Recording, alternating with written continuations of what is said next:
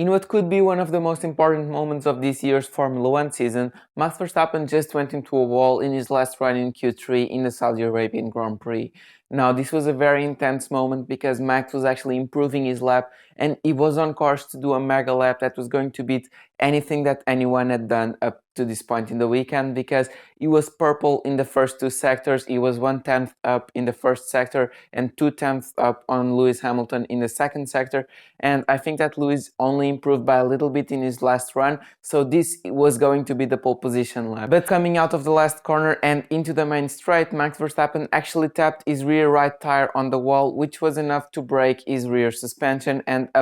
from that point on, it was lap over, because you cannot drive a Formula One car with a broken suspension. So it just parked it there, and you knew that was going to be a pole lap. That was an amazing lap that he was doing, and no one even came close. You saw the distances that Max was going through to the walls, and he was impressing and leaving other drivers with their mouth open. And you saw that Fernando Alonso's reaction told you everything, because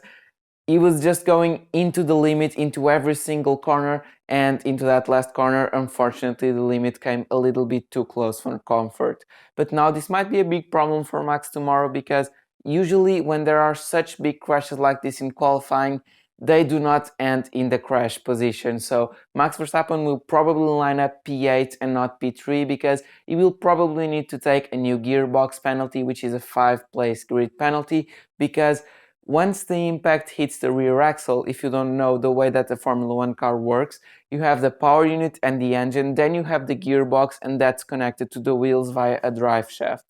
And when a wheel goes into the wall, just like Max's car did, what happens is that all of the energy of the impact goes through the drive shaft and into the middle of the gearbox. And this is enough to ruin a gearbox, because if you think about it, even road car gearboxes are actually very precise sets of gears that go into one another and that need to be in precise alignment. And an impact of such magnitude can really damage those gears and actually destroy the gearbox up to the point where it's not working. And if you imagine that that can happen in a road car, well, imagine the level of precision that a Formula One gearbox needs to be in order to withstand those kinds of loads lap after lap after lap for up to 70 laps or 80 laps in some races. So Max Verstappen will probably need to get a new gearbox, and you saw that in Monaco. Charles Leclerc actually had a similar crash where he hit with the rear part of the car in Q3 in his last run. And what happened was that Ferrari actually risked not getting a new gearbox,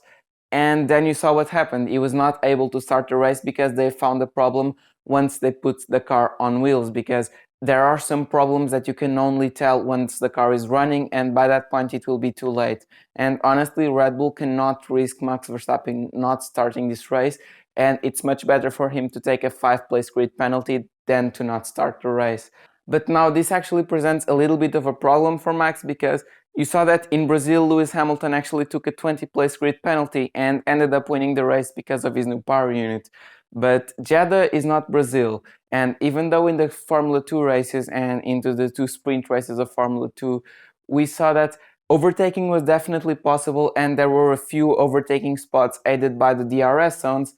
Overtaking is actually very tricky. So Formula 2 cars are actually much smaller and have much less dirty air and complex aero than Formula 1 cars, and even they were having a little bit of trouble overtaking. So imagine a car that's much bigger and that generates a lot more of dirty air, and it's much wider, and into a narrow street circuit it will be a lot trickier to overtake. So in what could be an easy second place for Max if he started P8 in any other circuit, circuits like Monaco and now Jeddah are actually very tricky to overtake, or should be very tricky to overtake, and you can expect that a 5-place grid penalty here will have a lot of a bigger impact than it would have on another track that was a purpose-built circuit. And another thing that you can see by the Formula 2 races is that you really want to start either in the front or on the back of the grid, because this is a narrow street circuit, and the braking point into turn 1 really creates a concertina effect, and this makes for a lot of the easy DNFs in the first couple of corners of the race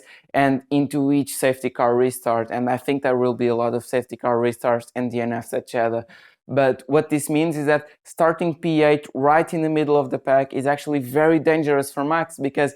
he takes the risk of not being able to brake and hit another car or get hit by another car that's behind him into the first couple of corners, and that's just a DNF for Max. So it's really a risk versus a reward equation for Red Bull, where you either start P3 in a good part of the racetrack and you risk your car not working, or you start into P8 or P9 and risk having to overtake a lot of the field in a tight and twisty street circuit, and having to risk that start where you are starting in a very dangerous place because you're right in the middle of the field where most DNFs are probably going to happen. So these are my reactions to the crash, and I just wanted to make this video to let you know why everyone in the internet is saying that this qualifying lap was so important, and why this little mistake in a qualifying lap can really affect Max Verstappen's championship hopes and basically destroys any hope that he had of taking the championship in Jeddah. So the title fight will go on to Abu Dhabi, and I think that once we reach Abu Dhabi,